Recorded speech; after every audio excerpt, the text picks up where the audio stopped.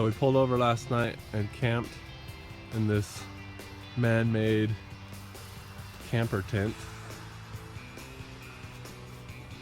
You can see just have some 2x2s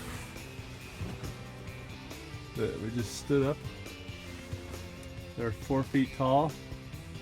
We were able to sleep 3 of us in here. Just threw a tarp over the top of it and tied it down. And that is our camper tent, truck tent. Look at all those. Oh, look at that one, dude. His own bumper.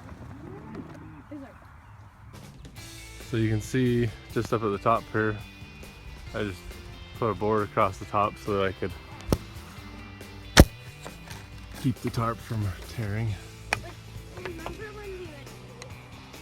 So once I take these top pieces off,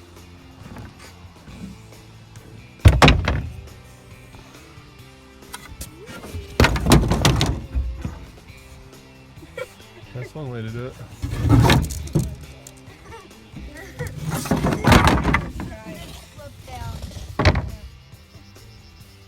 There you go, there's my homemade tent.